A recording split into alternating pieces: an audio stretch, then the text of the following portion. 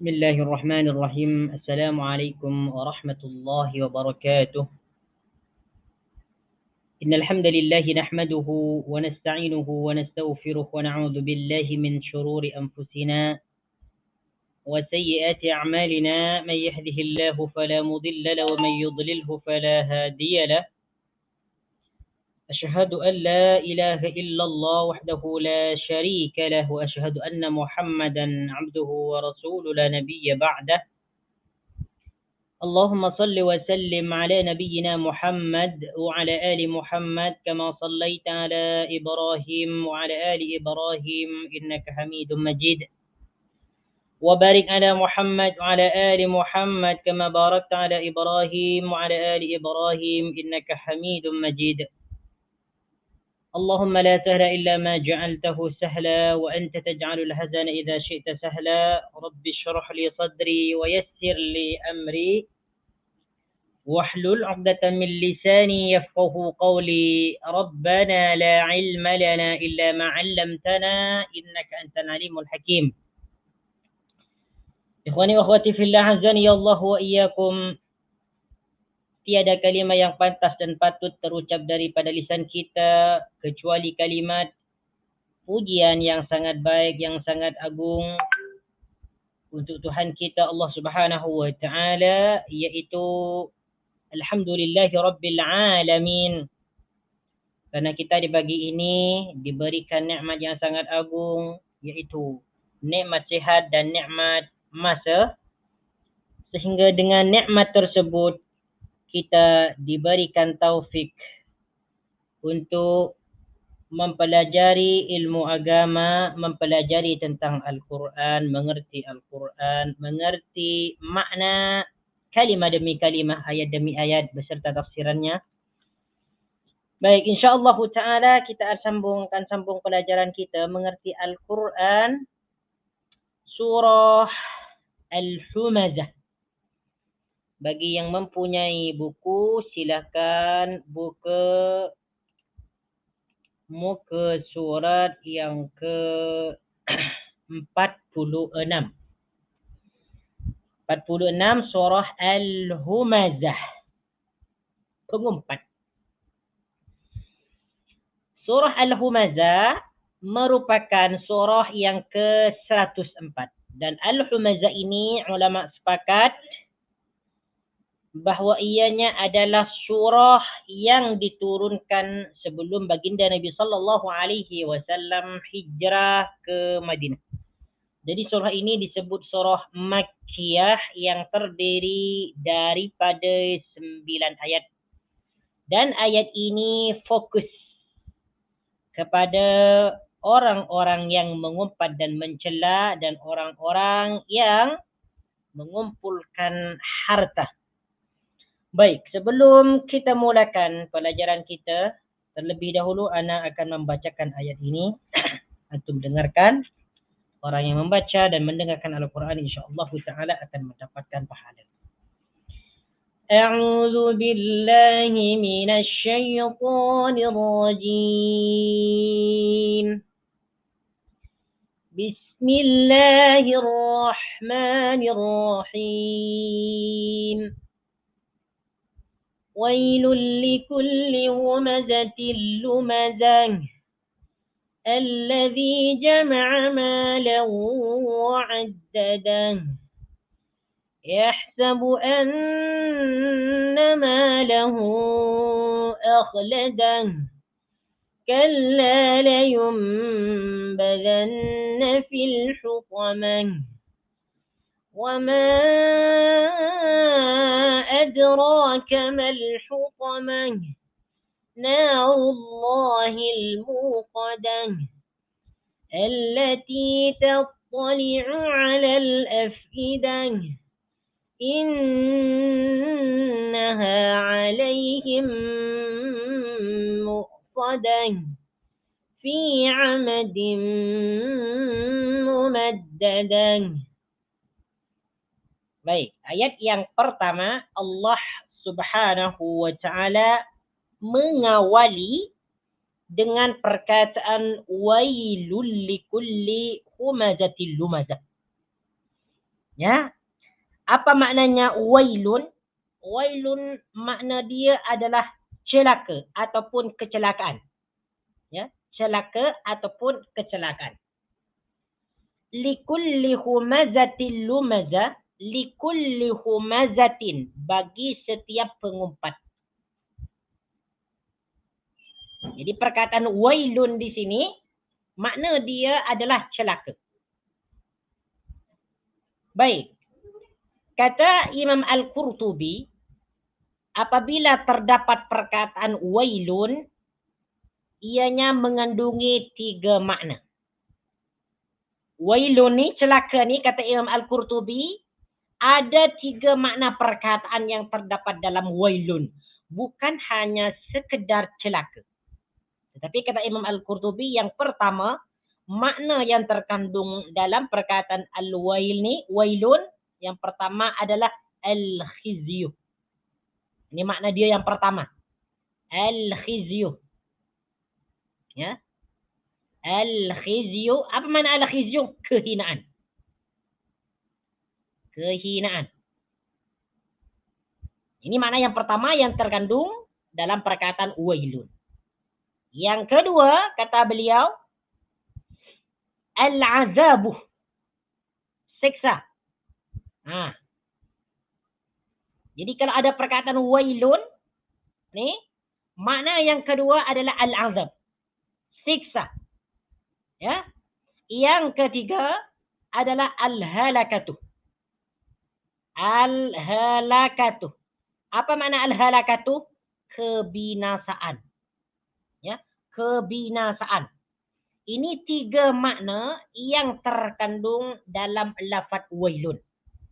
Jadi hati-hati apabila kita terjumpa dengan perkataan wailun ni, makna yang terkandung dalam kalimat itu al-khizyu, kehinaan.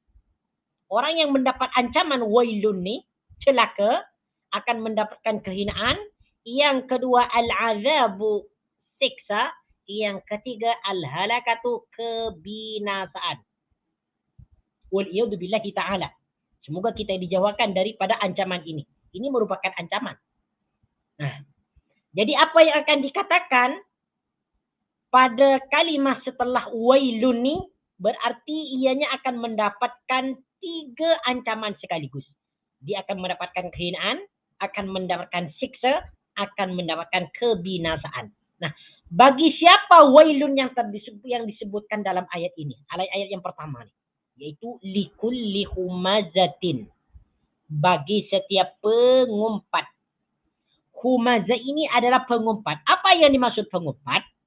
Pengumpat itu adalah membicarakan keburukan orang lain di belakangnya. Ya, membicarakan keburukan orang lain ataupun mencaci orang lain di belakang dia. Ketika kita berkumpul 3 orang ataupun 4 orang dengan kawan-kawan, dia ataupun mereka berbicara oke je. Berbicara macam biasa, romantik dan sebagainya, bersenda gurau, satu sama lain, saling senyum dan sebagainya. Akan tetapi setelah salah satu daripada mereka keluar, maka mereka bertiga ini membicarakan keburukan dia. Orang ini, kawan kita yang ni, dia macam ni. Dia suka ini, suka berzina, dia selalu pergi tempat-tempat klub, tempat-tempat minuman keras dan sebagainya. Dia suka ini dan sebagainya. Jadi keburukan dia, ya, keburukan dia disebutkan ketika dia tidak ada di hadapan mereka. Ini disebut humazah. Ya, disebut humazah. Jadi al-humazah ini dia berkaitan dengan ghibah. Ghibatun, membicarakan keburukan orang lain. Bukan di hadapan mereka. Tetapi di belakang mereka. Ini dalam satu tafsiran. Tapi sebenarnya ini banyak tafsiran. Tapi Anda cuma ambil satu tafsiran saja. Supaya mudah dipahami dan tidak confused. Jadi humazatin ini adalah pengumpat. Membicarakan keburukan orang lain bila orang itu tiada di hadapan mereka. Ini yang pertama, humazah. Kecelakaan bagi mereka. Kebinasaan bagi mereka. Siksa bagi mereka. Kehinaan bagi mereka yang mengumpat, membicarakan keburukan orang lain. Nah, hati-hati nih. Hati-hati bagi kita nih. Nah, yang kedua, lumazatin. Apa itu lumaza? Nah, kalau lumaza itu adalah mencela. Humazatin pengumpat, lumazatin pencela.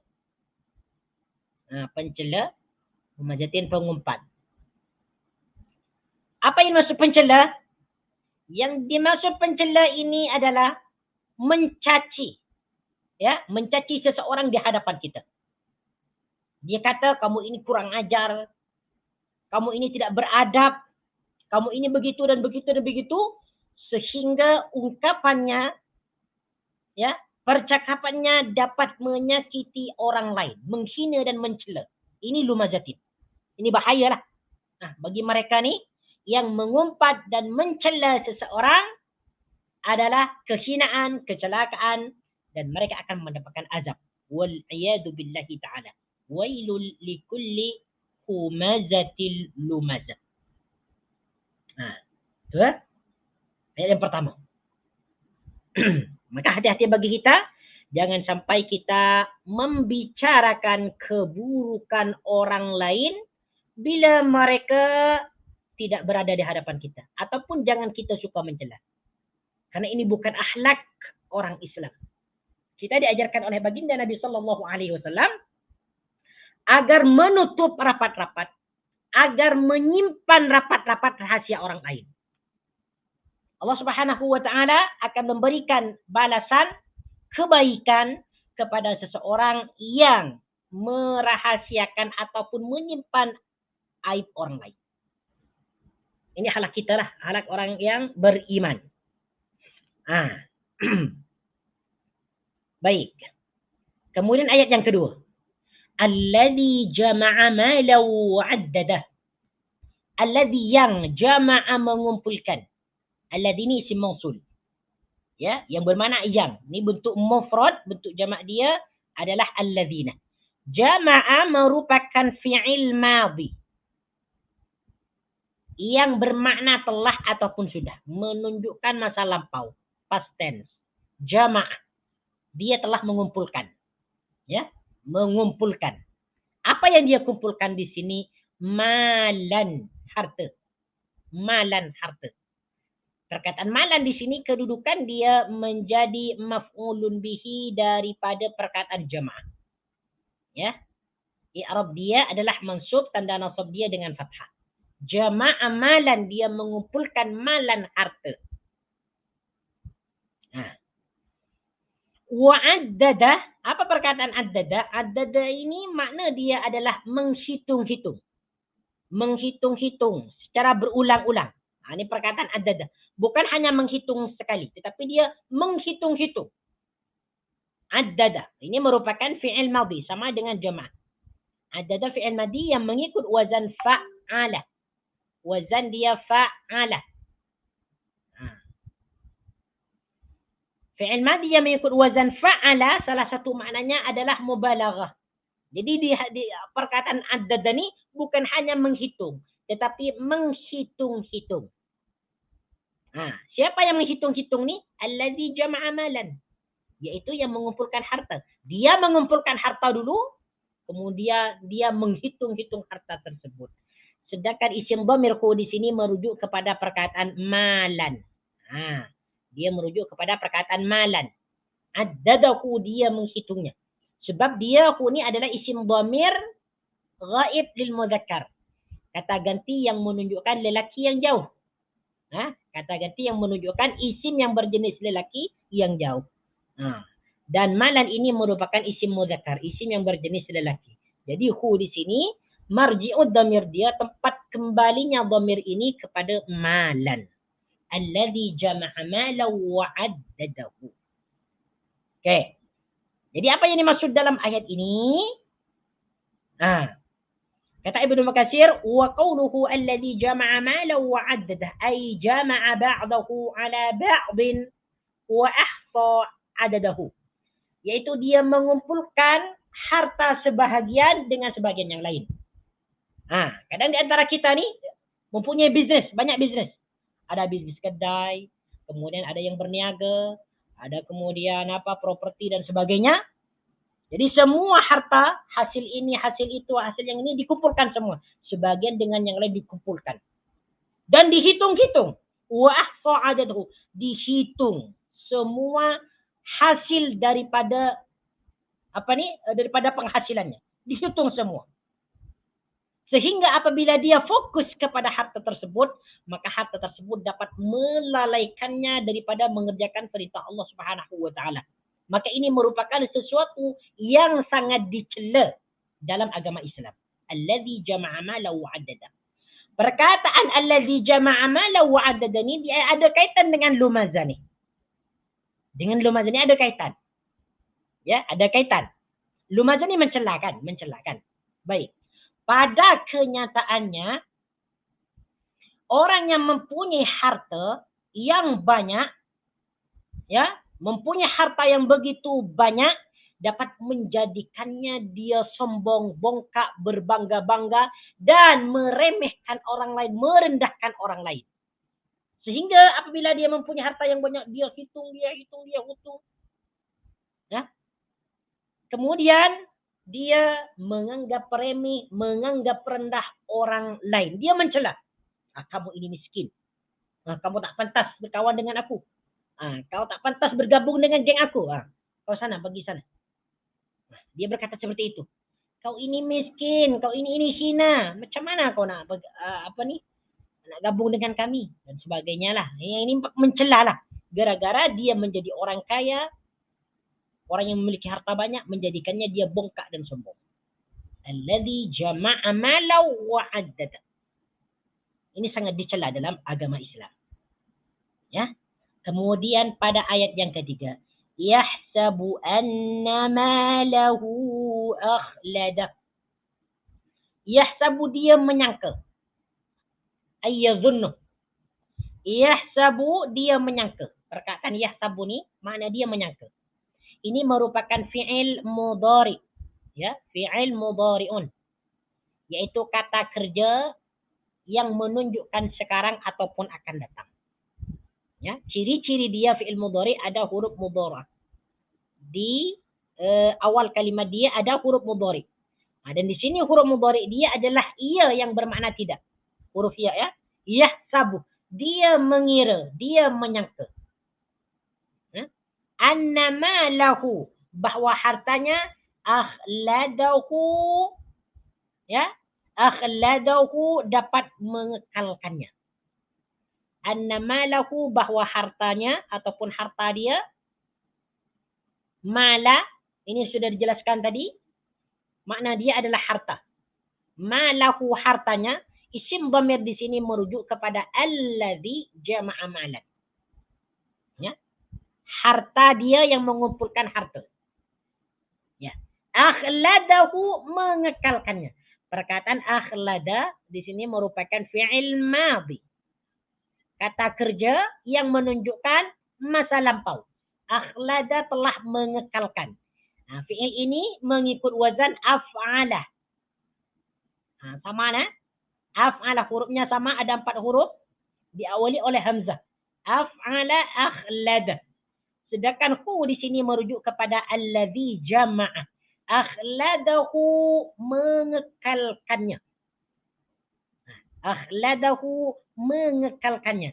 Apa yang mengekalkan di sini? Malun, yaitu harta. Jadi terjemahan secara maknawi, yahsabu anna malahu akhlada. Dia menyangka bahawa hartanya dapat mengekalkannya.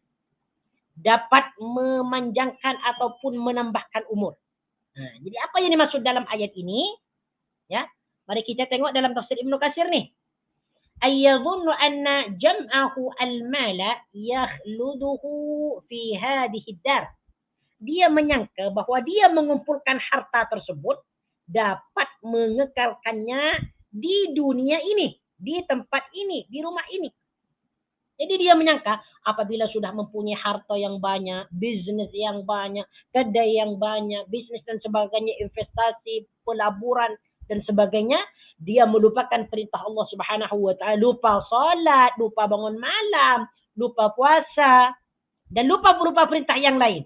Sehingga yang ada di benak dia, di otak dia, harta, harta, harta, harta. Mali, mali, hartaku, bisnisku.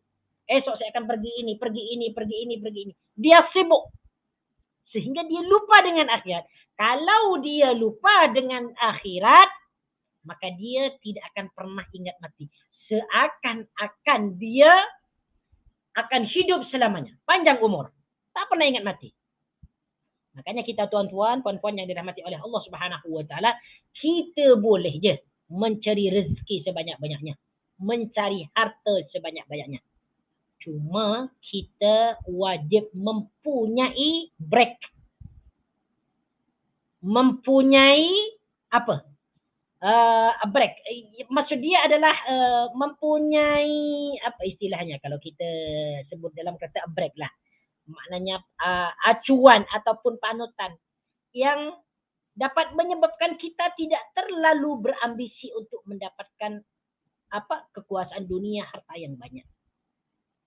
Kita mesti punya panduan Al-Quran dan Sunnah yang mengingatkan Al-Quran, yang mengingatkan tentang azab hari akhirat. Kita berfikir, untuk apa saya mencari harta ni? Untuk apa untuk saya mencari harta ni? Padahal mati itu datang secara tiba-tiba. Contoh kata kalau saya sedang berbisnes, berniaga, dan ketika itu saya meninggalkan solat, lalu tiba-tiba kematian datang, lalu apa nasibku? Boleh berpikir demikian. Untuk mengkontrol ataupun mengawal kita di dalam mencari dunia. Itulah. Mesti kita, apa yang saya katakan tadi, mesti kita punya break. Ya? Untuk mengkontrol kemahuan kita di dalam mencari dunia. Jadi kata Ibnu Katsir di sini, yadhunnu anna jam'ul mala yakhluduhu fi hadzal dar. Kemudian pada ayat yang keempat, Allah Subhanahu wa taala menyangkal, ya, membantah anggapan mereka bahwa harta itu dapat mengekalkan kehidupan mereka. Kalla la yumbadanna fil hutamah. Kalla, sekali-kali tidak. Itu tidak betul, kata Allah. Jangan kamu berbuat demikian, itu tidak betul. Yang kamu sangkakan bahwa harta itu dapat mengekalkan kehidupan kamu di dunia, itu tidak betul. Kalla, sekali-kali tidak. Kalla.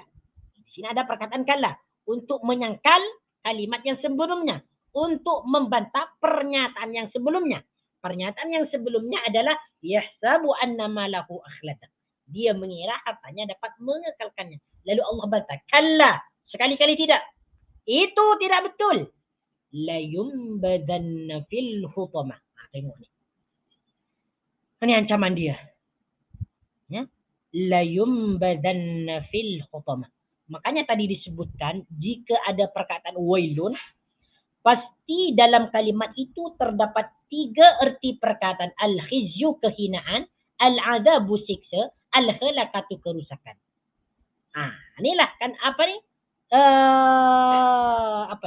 siksaan yang akan diberikan kepada mereka ni. Pengumpat, pencela, orang yang mengumpulkan harta lalu menghitung-hitungnya. La yumbadanna fil hutamah. Apa makna la yumbadanna? La yumbadanna ni adalah pasti dilemparkan. Dilemparkan. Tengok ni. La yumbadanna. Ya. Pasti. Ya. Pasti dia akan dilemparkan fil hutamah, ke dalam neraka hutamah. Tengok di sini ya. Yumbada di sini merupakan fi'il mudhari daripada fi'il madhi nabazah. Nabazah, dia telah melemparkan. Yambudhu, dia akan ataupun sedang melemparkan. Ya. Yambudhu, ini fi'il mudhari dia. Ini mabni fa'il lah. Fa'ilnya apabila disebutkan yambudhu. Kalau fa'il dia tidak disebutkan menjadi yumbadhu. Akan dilemparkan. Siapa yang dilemparkan di sini? Allazi jama'a malahu wa adada. orang yang mengumpulkan harta dan menghitung-hitungnya. Dan dia menyangka bahwa harta itu dapat mengekalkannya. Sebagai balasan bagi mereka, layumbadanna. Pasti ataupun sungguh akan dilemparkan. Di sini fi'il mudhari dia dipertemukan dengan nun taukid saqilah. Bayangkan, nun taukid ini fungsi dia, kegunaan dia untuk memberikan makna yang kuat dan makna yang tegas. Bahwa mereka ni nanti di akhirat betul-betul dilemparkan ke dalam api neraka. Di mana api neraka tersebut nama dia Al-Hutamah. Al-Hutamah. Salah satu nama daripada neraka. Ini tengok dalam tafsir Ibnu Katsir. Ai la yulqiyanna hadha alladhi jama'a malan fa'addadahu fil hutamah wa hiya ismu tabaqatin min asma'in nar li'annaha tahtumu man fiha. La haula wala quwwata illa wal iyadu billahi ta'ala. Jadi hutamah ni ya, maksud dari tafsiran ayat yang keempat ni, mereka akan dilemparkan, ya, mereka yang mengumpulkan harta ni, lalu menghitung-hitungnya akan dilemparkan ke dalam neraka hutamah. Dan hutamah ini salah satu tingkatan neraka yang terdapat dalam neraka itu sendiri. Macam rumah kan ada tingkat 1, tingkat 2, tingkat 3, tingkat 4. Hutamah ini salah satu tingkatan yang ada dalam neraka. Nama tingkatan hutamah. Nah, wal iyadu billahi ta'ala. Jadi kata Ibnu Katsir, wa hiya ismu tabaqatin. Dan hutamah ini merupakan nama tingkat, ya, min asma'in nari, daripada nama-nama neraka. Kenapa dia disebut al-hutamah? Apa makna hutamah? Hutamah ini diambil daripada fi'il madhi hatamah, menghancurkan. Ini hancur ya, hancur. Kalau hancur macam mana? Kita sudah tahu hancur itu macam mana. Jadi mereka yang mengumpulkan harta dan menghitung-hitungnya sehingga dia melupakan, ya, kewajiban dalam agama Islam, maka mereka akan dihancurkan nanti di yaumil qiyamah ataupun di dalam neraka. Walaupun mereka dihancurkan, mereka tidak mati, hidup. Tetapi kehidupan mereka tidak ada artinya. La yamutu fiha wa la yahya. Mereka tidak mati dan juga pula tidak hidup. Maksud dia, mereka hidup di dalam neraka tetapi mereka, kehidupan mereka tidak mempunyai arti apa-apa. Ya. Mereka akan disiksa dengan api yang sangat panas.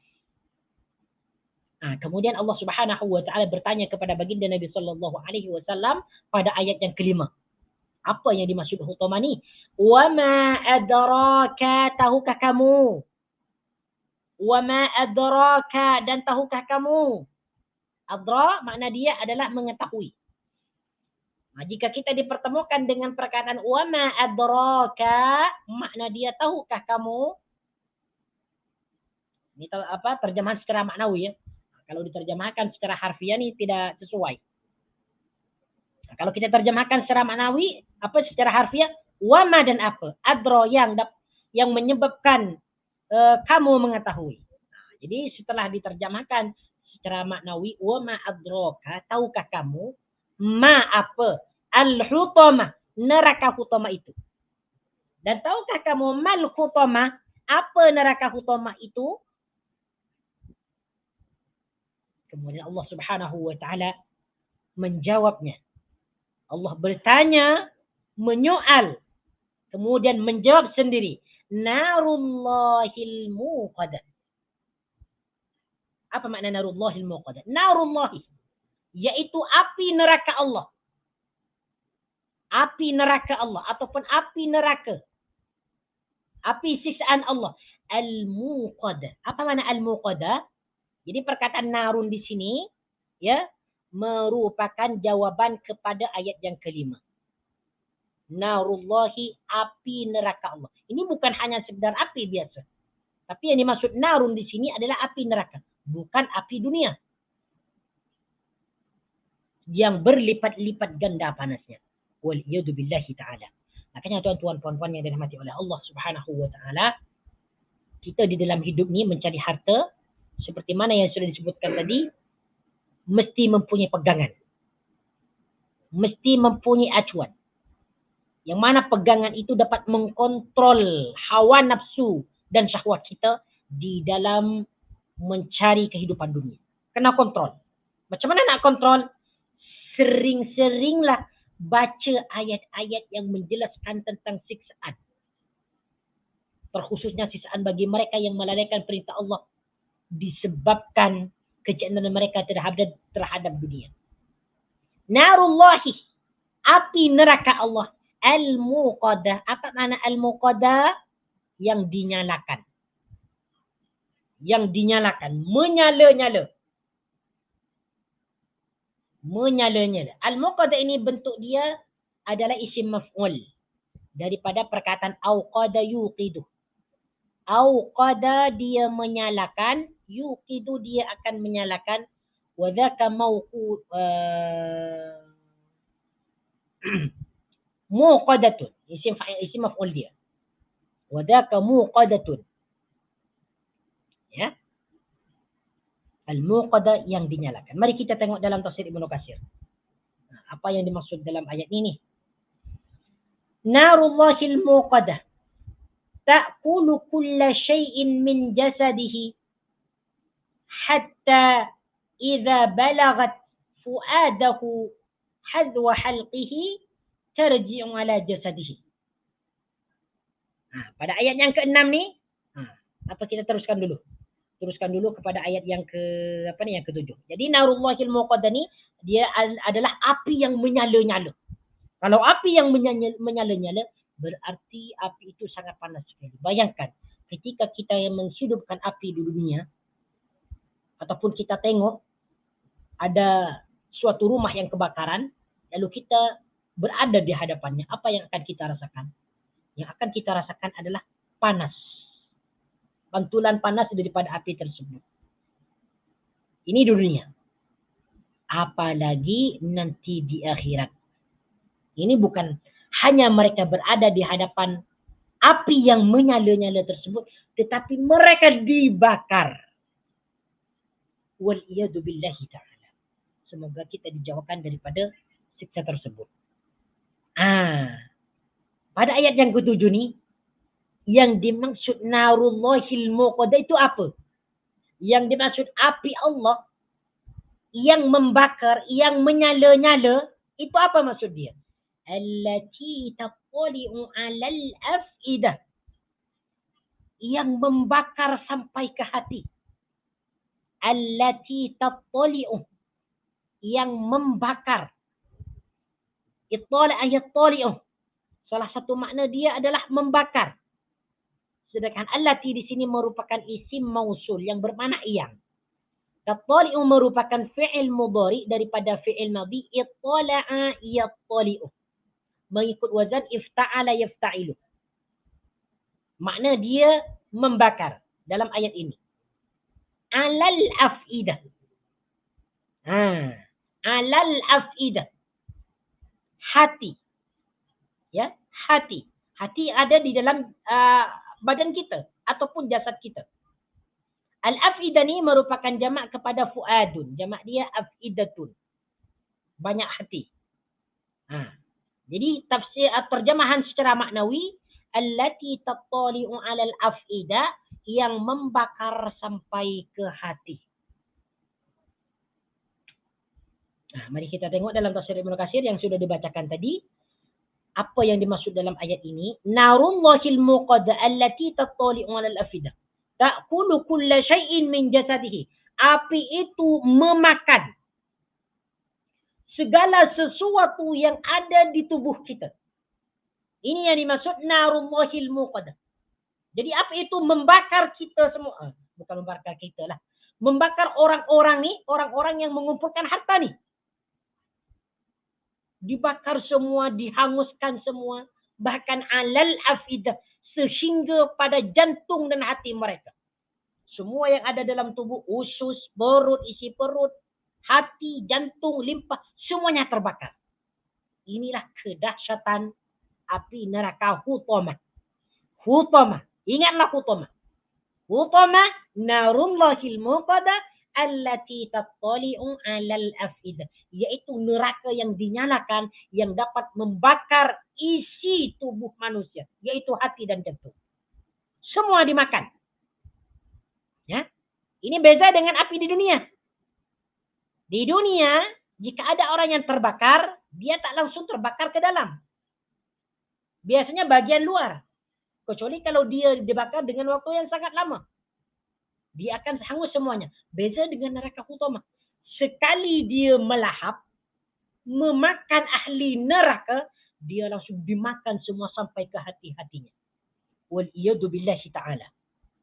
Coba tengok sini.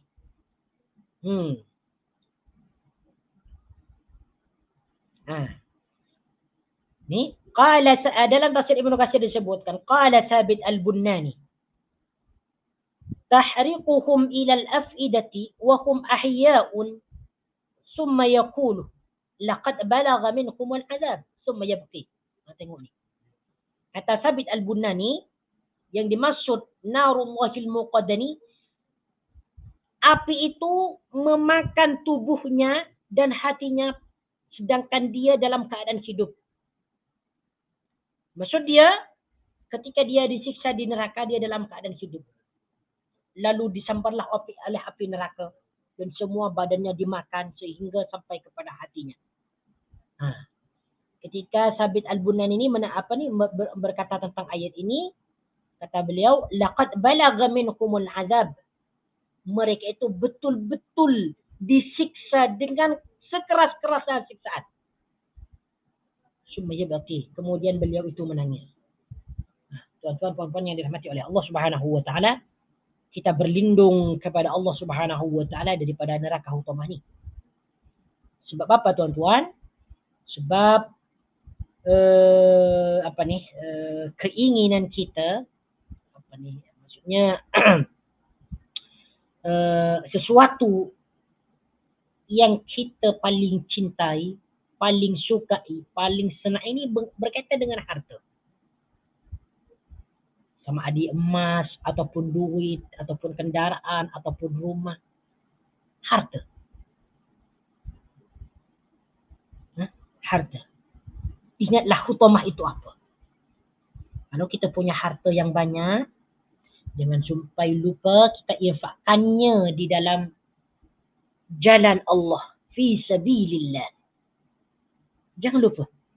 Di sekitar kita ada orang miskin, ada anak yatim, kemudian ada orang yang tidak mampu dan sebagainya. Kita jangan lupa keluarkan zakat, keluarkan sedekah. Apa yang kita sedekahkan pada hakikatnya tidak akan pernah berkurang. Ya, tidak akan pernah berkurang. Justru ianya akan bertambah. Dijelaskan lagi pada ayat yang ke-7. Innaha alaihim muqsadah. Ya, api neraka yang bernyala-nyala ni, alaihim muqsadatun. Innaha sesungguhnya, di sini merujuk kepada nar. Innaha sesungguhnya, ya, alaihim muqsadatun. Di sini merujuk kepada narullahil muqadah. Sesungguhnya api itu alaihim bagi mereka muqsadatun, ditutup dengan rapat. Muqsadatun ni makna dia adalah ditutup dengan rapat.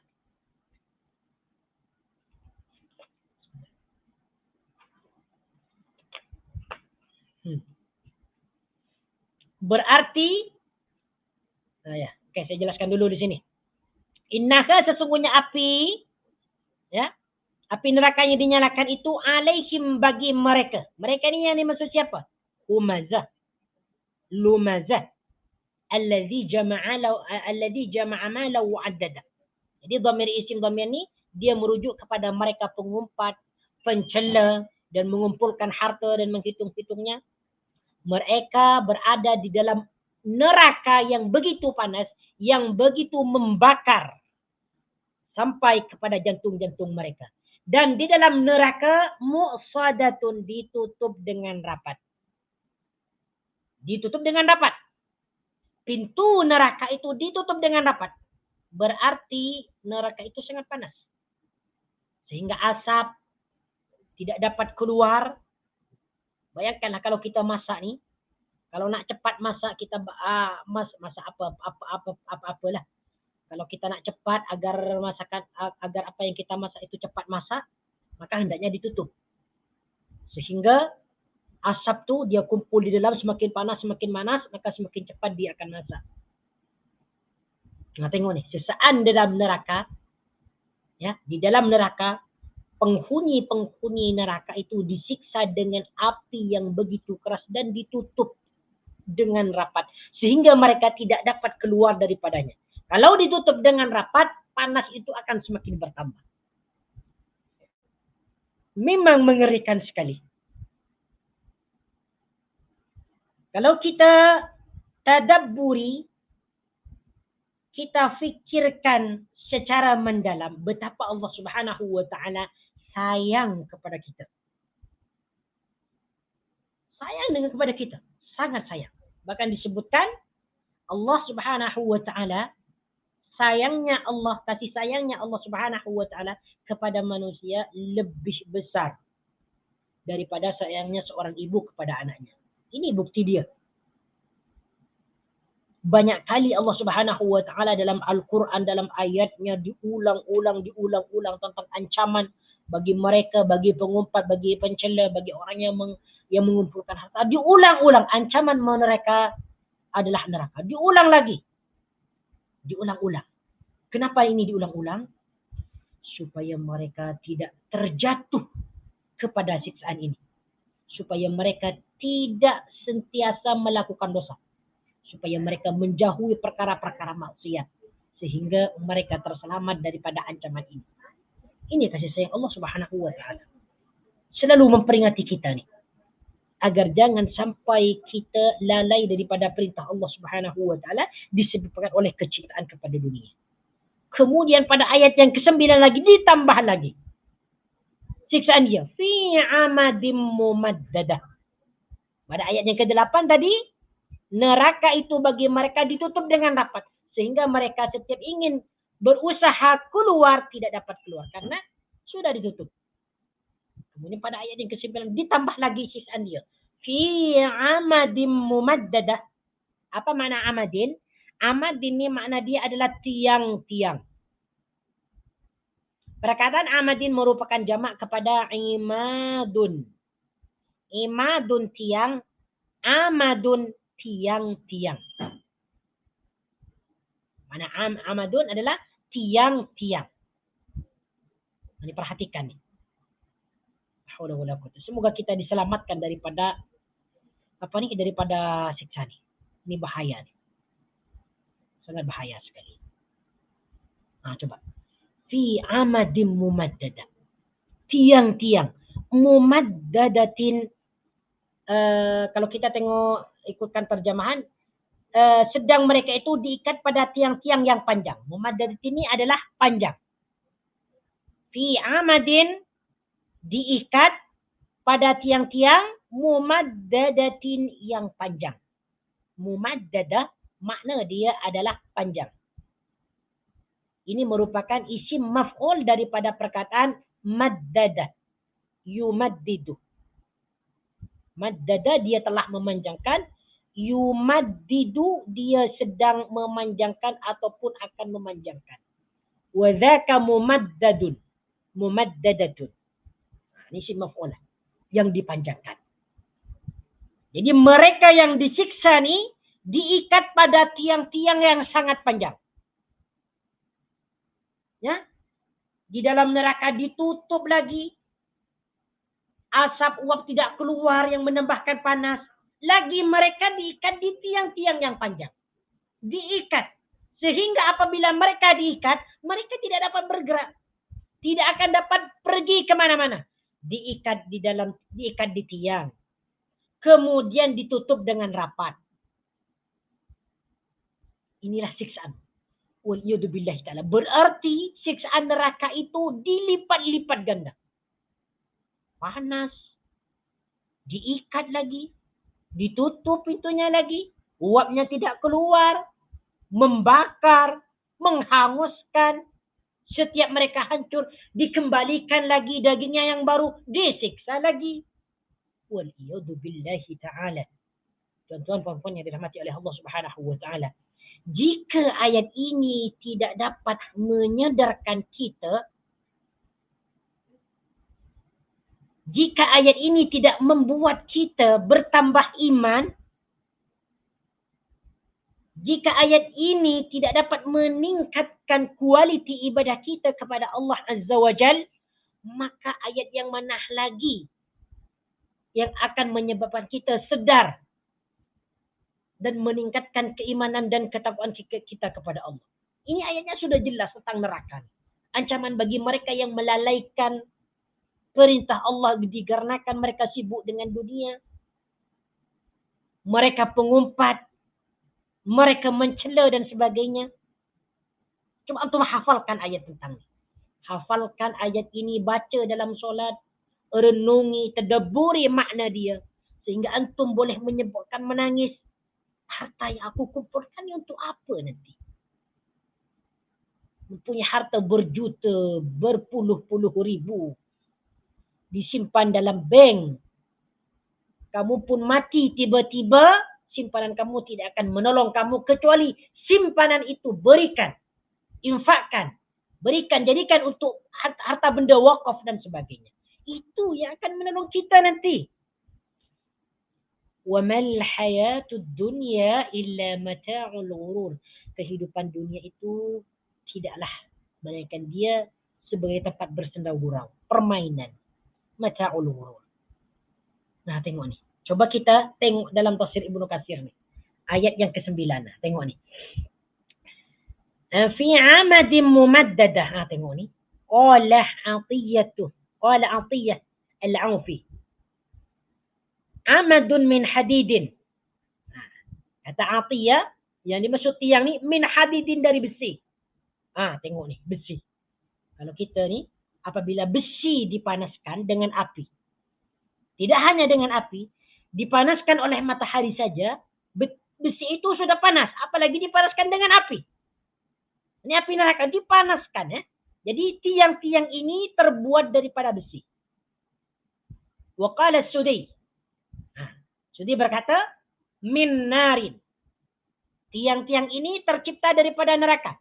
Tiang neraka. Aduh. Waliyadu billahi ta'ala.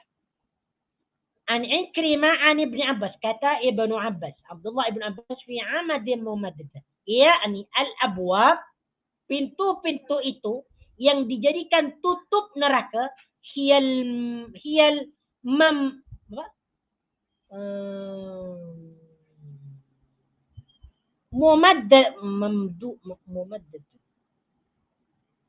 Ini salah cetak mungkin. Apa skip. وقال قتادة في قراءة عبد الله بن مسعود إنك عليكم مؤصدة في أمد ممددة. Jadi lebih kurangnya seperti itulah. وقال العنفي عن ابن عباس أدخلكم في عمد فمدت عليكم بإماد وفي أعناقهم السلاسل فسدت بها الأبواب. Pada leher-leher mereka itu diikat dengan rantai. Jadi leher-leher mereka itu diikat dengan rantai, kemudian diikatkan kepada tiang-tiang itu. Waliyadu billahi ta'ala. Intinya kesimpulan dia, ya, kesimpulan dia pada ayat ini, pada surah ini, al-humazah. Yang pertama, Allah Subhanahu wa ta'ala mencela mereka, akan mengazab mereka, akan menghinakan mereka, akan merusakkan, membinasakan mereka, yaitu yang mengumpat, yang suka mengumpat, membicarakan keburukan orang lain, kemudian mencela orang lain dengan perkataannya yang sangat pedas, sehingga perkataan itu dapat menyebabkan hati orang lain sakit. Kemudian yang kedua, mengumpulkan harta dan menghitung-hitungnya, sehingga dia menyangka bahawa harta tersebut dapat mengekalkannya. Ketiga bentuk perbuatan ini, pengumpat, pencela, dan mengumpulkan harta sebanyak-banyaknya, maka mereka ini akan dilemparkan ke dalam neraka hutamah yang panasnya menyala-nyala, membakar tubuh manusia sehingga jantung dan hatinya. Dan di dalamnya mereka ditutup dengan rapat-rapat. Mereka di dalamnya juga diikat kepada tiang-tiang yang terbuat dari besi dan api. Waliyadu billahi ta'ala. Semoga kita sedar akan kehidupan ini, bahwa kehidupan ini adalah sementara bagi kita.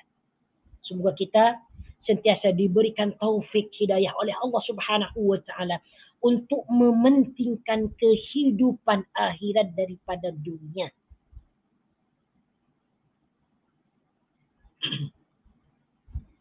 Baik.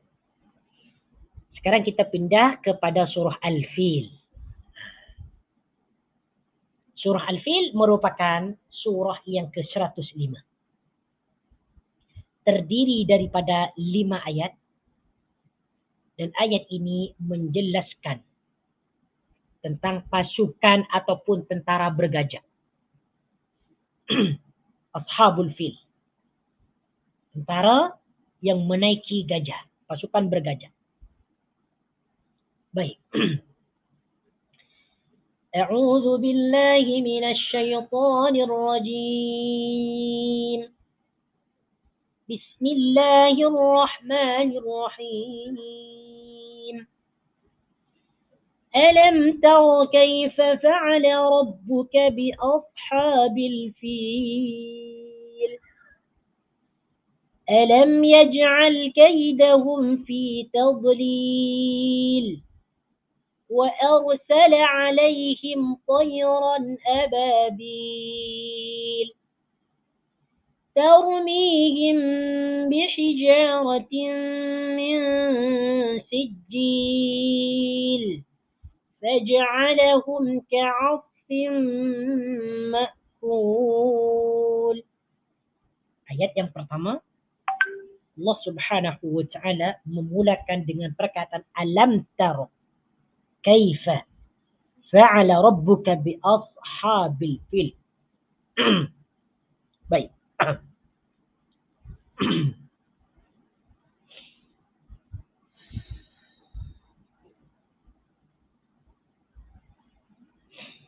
Para ulama sepakat bahawa surah Al-Fil ni turun sebelum baginda Nabi sallallahu alaihi wasallam hijrah ke Madinah.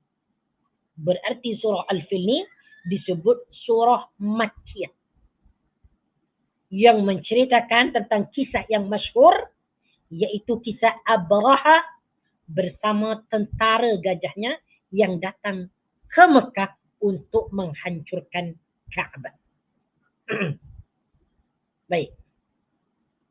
Ni kalau saya banyak baca ceritanya ni semua ni banyak cerita ni. Saya tak payah baca cerita lah.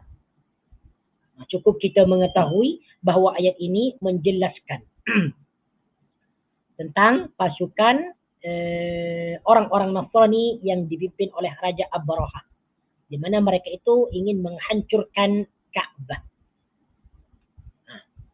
Yang pertama, alam tara, alam tara, tidakkah kamu?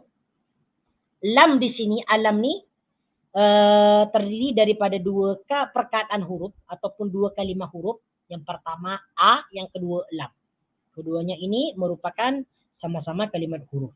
A di sini disebut huruf istifham, ya, istifham, bertanya, sedangkan lam di sini adalah huruf nafi.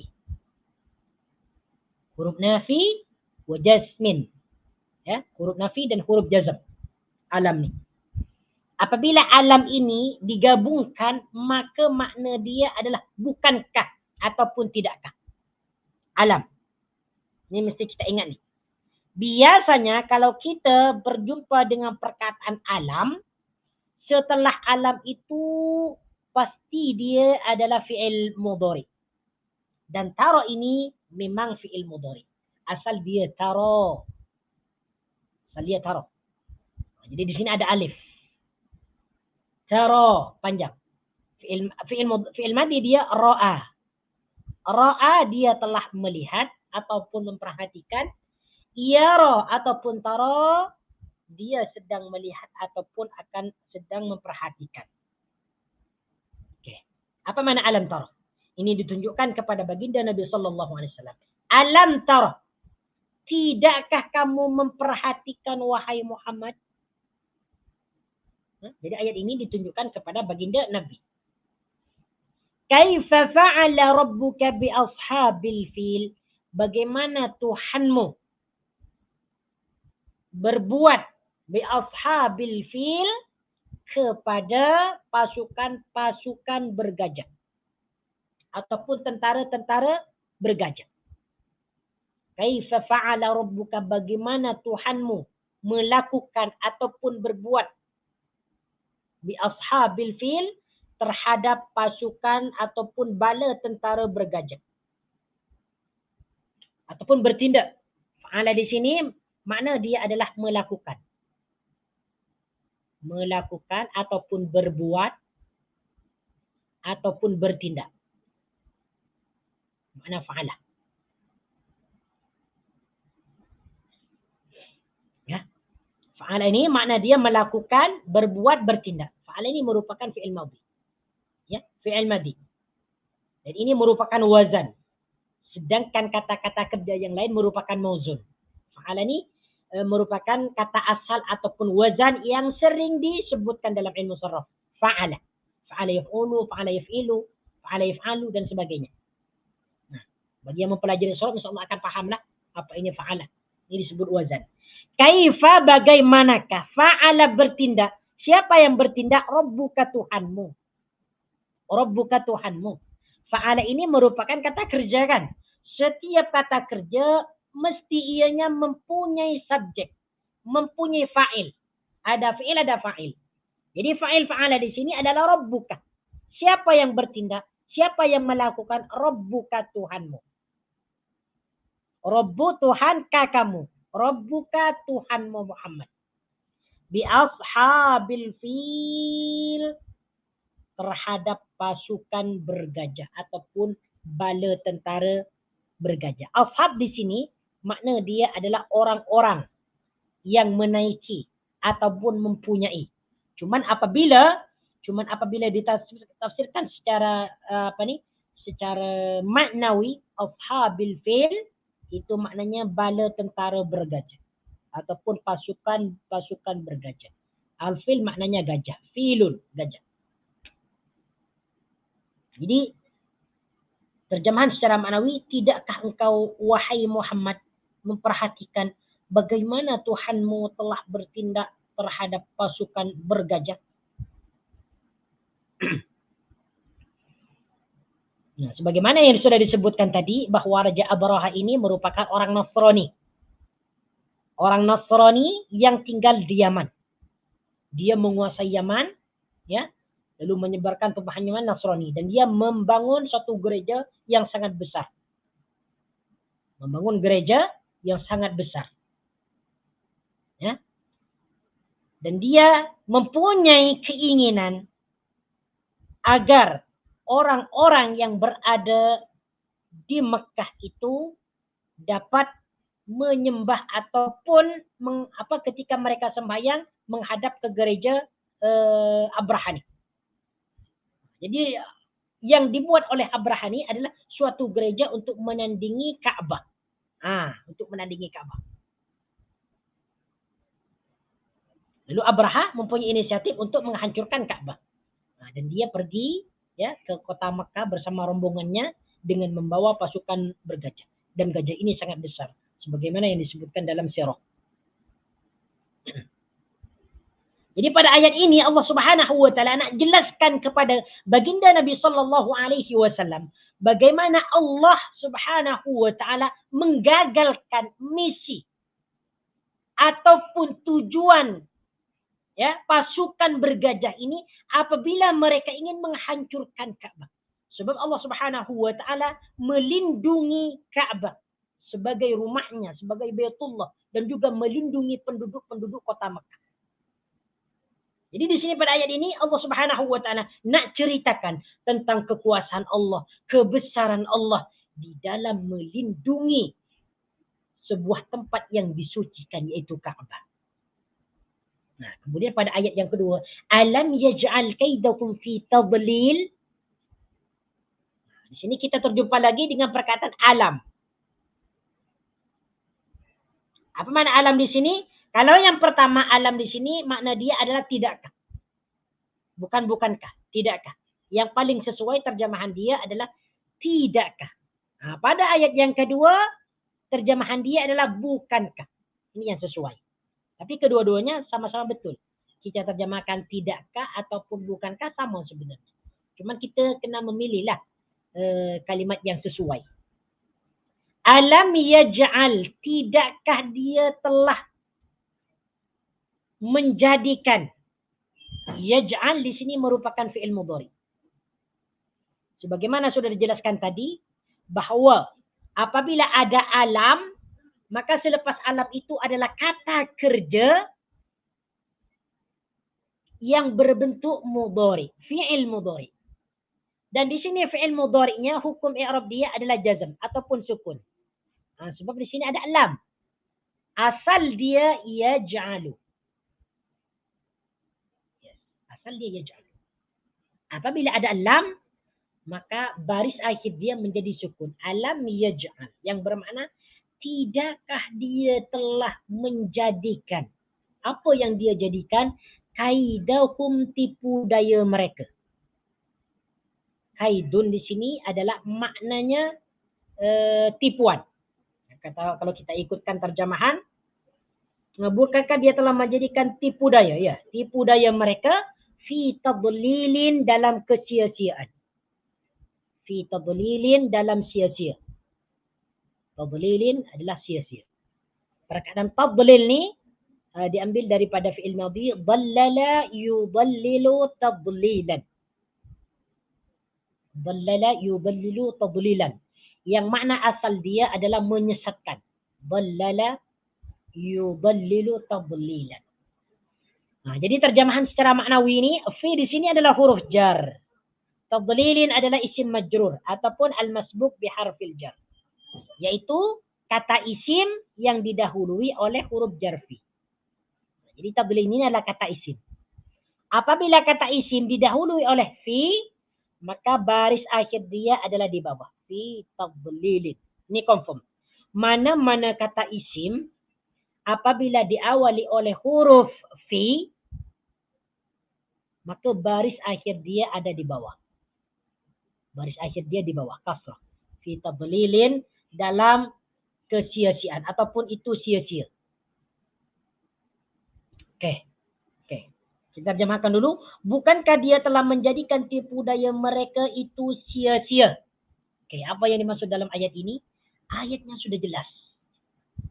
Ini Allah Subhanahu wa taala menceritakan kepada baginda Nabi sallallahu alaihi wasallam tentang kekuasaannya. Ya. Tujuan Abraha dan bala tentaranya yang pergi ke kota Makkah untuk menghancurkan Ka'bah. Ya, untuk menghancurkan Ka'bah. Karena dia sudah membuat gereja sebagai tandingan Ka'bah. Apabila Raja Abraha ini dengan prajuritnya, dengan tentaranya telah menghancurkan Ka'bah, maka otomatis orang-orang yang menjadikan Ka'bah sebagai Baitullah ini akan pindah kepada gereja yang dibuat oleh Abraha ini. Maka Allah Subhanahu wa taala menggagalkan misi tentara bergajah ini. Alam yaj'al kaidakum fi tadlil. Apa yang mereka lakukan, apa yang mereka usahakan untuk menghancurkan Ka'bah itu sia-sia. Tidak mendapatkan manfaat sekalipun. Ya. Ternyata pasukan bergajah ini apabila disuruh oleh mereka untuk menghancurkan Ka'bah, ternyata gajah-gajah ini duduk. Dia tidak mau. Sebab pada setiap dinding-dinding gajah itu, dia diikat dengan rantai. Dan rantai itu diikatkan ke leher gajah. Jadi gajah itu ingin menarik Ka'bah. Tetapi apabila gajah itu diperintahkan oleh mereka untuk menarik ataupun menghancurkan Ka'bah itu, Gajah itu tidak mau. Padahal sebelumnya gajah itu apabila diperintahkan suruh menghadap ke barat, ke timur, ke selatan, dia mau. Tetapi apabila mereka nih disuruh menghancurkan Ka'bah, ini tidak mau. Kemudian di sini apa yang dilakukan oleh Allah Subhanahu wa taala kepada mereka yang ingin menghancurkan Ka'bah ini? Pada ayat yang ketiga, wa arsala 'alaihim tayran ababil. Bagaimana Allah Subhanahu wa taala menjadikan usaha mereka ini sia-sia? Wa arsala 'alaihim tayran ababil. Wa arsala, dan dia mengirimkan ya kepada mereka. Arsala di sini merupakan fi'il madhi yang mengikut wazan af'ala. Kata kerja yang bermakna lampau. Yang bermakna telah. Sorry, bukan bermakna lampau. Yang bermakna telah ataupun sudah. Arsalah, telah mengirim. Siapa yang mengirim? Rabbuka. Tuhanmu, yaitu Allah. Alaihim, kepada mereka. Him di sini merupakan isim dhamir. Setiap isim dhamir mempunyai rujukan. Di mana rujukan him? Rujukan him yaitu ashabul fil. Jadi isim dhamir di sini merujuk kepada ashab. Wa arsala alaihim, dan dia mengutuskan kepada mereka. Apa yang Allah utus? Tayran ababil. Tayran, burung. Ababil, yang datang secara berbondong-bondong. Nah, kalau kita tengok nih dalam terjemahan, dan dia mengirimkan kepada mereka burung yang begitu banyak jumlahnya. Yes. Ababil ini maksud dia mutatabbi'atun. Datang secara bergantian, berbondong-bondong. Nah, maksudnya datang dalam jumlah ataupun bilangan yang ramai. Jadi tayran ini makna dia adalah burung. Ababil makna dia adalah jumlah yang begitu ramai. Jumlah banyak. Ataupun datang secara bergantian. Mutatabbi'atun. Ababil. Jadi maksud dia, pada ayat yang ketiga ini, Allah Subhanahu wa taala dalam menghancurkan pasukan gajah ini, Allah mengutus burung ababil. Yaitu burung-burung yang jumlahnya ramai. Datang secara bergantian. Dan dikatakan bahwa burung ini muncul daripada lautan. Di mana kepala burung ini seperti kepala binatang buas. Ini tidak lain, mereka adalah para malaikat. Tayran ababil. Ini Allah Subhanahu wa taala menunjukkan kekuasaannya. Makanya Allah Subhanahu wa taala nama dia adalah Al-Aziz, yang maha perkasa, yang maha menaklukkan, yang maha mengalahkan. Al-Qahir, Al-Qahar, mengalahkan, menundukkan, menaklukkan. Al-Aziz, Al-Qahar, Al-Qadir, menguasai. Apalagi Al-Qawi, yang maha kuat. Al-Matin, yang maha kokoh. Masya Allah, Tabarakar Rahman. Ini hanya burung saja yang dikirimkan. Bagaimana Allah Subhanahu wa taala jika mengirimkan kekuasaan-kekuasaan yang lain. Salah satunya lagi di peperangan Badar, ketika Allah Subhanahu wa taala mengirimkan bala tentara daripada malaikat. Ada yang berbentuk kuda dan sebagainya. Ini kekuasaan Allah Azza wa Jalla. Nah, makanya kita jangan sombong. Yang keempat, tarmihim bihijaratin min sijil. Nah, ini tengok nih, apa yang dilakukan tayran ababil nih? Apa yang dilakukan burung-burung yang datang dalam jumlah yang begitu banyak? Bagaimana burung-burung itu menghancurkan ashabul fil? Tarmihim bihijaratin min sijil. Tarmi. Apa makna tarmi? Tarmi di sini merupakan fi'il mudhari. Fi'il madhi dia adalah rama. Rama yarmi. Rama dia melempar, yarmi dia akan ataupun sedang melempar. Tarmihim. Siapa yang melempar di sini? Tarmihim, dia melemparkan kepada mereka bihijaratin. Him di sini merujuk kepada ashabul fil. Sedangkan tarmi di sini yang melempar adalah tayran, burung. Tayran ababil. Burung yang jumlahnya ramai ataupun banyak. Ya, bagaimana mereka melempar? Apa yang mereka lemparkan kepada ashabul fil ini? Bihijaratin, dengan bebatuan, dengan batu-batu. Bihijaratin, dengan batu-batu. Perkataan hijara merupakan jamak kepada hijrun, kepada hajarun. Hajarun batu, hijaratun batu-batu. Jadi perkataan hijara ini merupakan bentuk jamak kepada hajarun. Hajarun mufrad, hajaratun jamak dia. Min sijilin, dari tanah yang terbakar ataupun tanah liat, tanah keras. Ya. Min sijilin, daripada tanah yang terbakar. Sijilin ini makna dia adalah tanah yang terbakar. Jadi Tayran ababil ini, ya, tugas mereka yang mereka perbuat untuk menghancurkan ashabul fil ini, yaitu dengan cara melemparkan, mereka ini dilemparkan batu. Ya, dikatakan bahwa batu yang dibawa oleh setiap burung ini ada 3 batu. 2 batu dia dibawa dengan kakinya, 1 batu dia diletakkan di bagian paruhnya. Ada 3 batu. Jadi masing-masing burung tuh membawa 3 batu. 2 batu di kakinya, kaki kanan dan kiri. 1 batu dia taruh di bagian paruhnya. Sehingga batu itu dilemparkan kepada ashabul fil. Ada yang hancur, ada yang anggota tubuhnya jatuh. Dan dikatakan bahwa mereka ashabul fil ini, dia tidak mati semua di tempat itu. Ada yang lari, ada yang mati di tengah jalan, ada yang anggota tubuhnya berjatuhan. Ini dilempar dengan batu.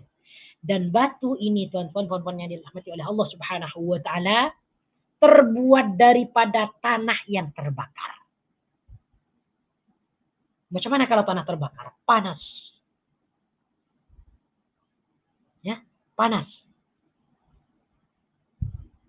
Kemudian ada yang mengatakan tanah yang sangat liat, yang sangat keras. Jadi kalau tanah itu sudah mengeras, maka dia akan menjadi batu. Nah, inilah yang dilemparkan kepada mereka. Faja'alahum ka'asfim ma'kul. Setelah mereka ini disiksa oleh Allah Subhanahu wa taala dengan cara dilemparkan batu yang begitu panas, terbuat daripada batu yang dibakar ataupun tanah yang dibakar, maka keadaan mereka, Allah menjadikan mereka ka'asfim ma'kul. Faja'alakum ka'asfim ma'kul, sehingga mereka dijadikannya. Ja'ala di sini merupakan fi'il madhi, penjelasan dia sama dengan arsala, ya, dengan fa'ala, makna dia menjadikan hum mereka. Isim dhamir di sini merujuk kepada ashabul fil, ka'asfin, seperti dedaunan. Asfin ini makna dia adalah daun. Ka'asfin, seperti daun, ma'kulin, yang dimakan oleh ulat. Ma'kulin, yang dimakan oleh ulat. Ha di sini adalah huruf jar. Ya. Kaf di sini satu huruf ini disebut huruf jar. Apabila huruf kaf masuk kepada perkataan isim, maka akhir perkataan isim tersebut baris dia adalah di bawah kasrah. Ka'asfin, seperti dadaunan, seperti daunan ataupun daun. Ma'kulin, sedangkan perkataan ma'kul merupakan isim maf'ul kepada perkataan akala. Akala ya'kulu fahuwa akilun wa dhaka ma'kulun. Ma'kulun is isim maf'ul. Makna dia adalah yang dimakan, mengikut wazan maf'ulun. Jadi terjemahan secara maknawi, sehingga mereka dijadikannya seperti daun-daun yang dimakan ulat. Apa yang dimaksud dalam ayat ini? Maksudnya adalah Allah Subhanahu wa taala menjadikan mereka hancur lebur, menjadikan mereka binasa seperti daun yang dimakan ulat. Macam mana kalau daun dimakan ulat? Ya. Daun apabila dimakan oleh ulat, maka daun itu tidak tersisa. Dia ada hanya berbaki bagian apa tuh? Bagian yang kecil-kecil itu disebut apa? Ya. Inilah mereka ashabul fil. Tuan-tuan yang dirahmati oleh Allah Subhanahu wa taala, apa yang kita dapatkan ataupun pelajaran daripada ayat-ayat ini, bahwa Allah Subhanahu wa taala begitu berkuasa, begitu hebat, kuat, perkasa, gagah, kokoh. Ya. Allah Subhanahu wa taala jika berkehendak untuk menghancurkan makhluk, terutama manusia, Allah Subhanahu wa taala tinggal mengatakan kun fayakun, ataupun mengutuskan para malaikat untuk menghancurkan hamba-hamba yang durhaka kepada Allah Subhanahu wa taala. Ya. Kita ni manusia di dunia yang sekarang ni beruntung. Sangat beruntung. Ya, kenapa? Karena mereka tidak langsung dihancurkan oleh Allah Subhanahu wa taala. Mereka diberikan kesempatan, diberikan masa oleh Allah Subhanahu wa taala untuk bertaubat dan kembali kepadanya. Jadi masih lagi dipelihara lah oleh Allah.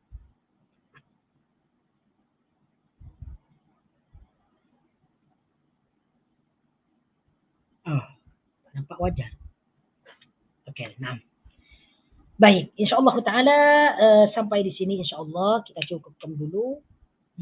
Jadi pada hari ini kita sudah menghabiskan 2 surat, iaitu surah Al-Humazah dan surah Al-Fil. InsyaAllah ta'ala kita akan sambung pelajaran kita pada minggu hadapan. Mungkin pertemuan lagi masih bersisa 1 bulan kot. Masih bersisa 3 ataupun 4 pertemuan. Dan insyaAllah kita akan sambung pada mengerti Al-Quran surah-surah yang lain. InsyaAllah ta'ala. Baik. Selebihnya ana minta maaf apabila ada kesalahan dan kesilapan, itu datangnya daripada saya sendiri. Apabila ada kebenaran, itu murni datangnya daripada Allah Azza wa Jal, sebab saya sendiri pada hakikatnya tidak berilmu. Ilmu hanyalah milik Allah, lianna Allah huwal fattahul alim. Nah, kita tutup perjumpaan kita dengan doa kafaratul majlis. Subhanakallahumma wa bihamdika asyhadu an la ilaha illa anta astaghfiruka wa atubu ilaik. Wa sallallahu ala sayyidina Muhammad wa ala alihi wa sahbihi wa baraka wa sallama tasliman katsira. Walhamdulillahi rabbil alamin. Wa sallallahu على سيدنا محمد وعلى آله وصحبه وبارك وسلم تسليما كثيرا والحمد لله رب العالمين. أقول لكم جزاكم الله خيرا وبارك الله فيكم. السلام عليكم ورحمة الله وبركاته.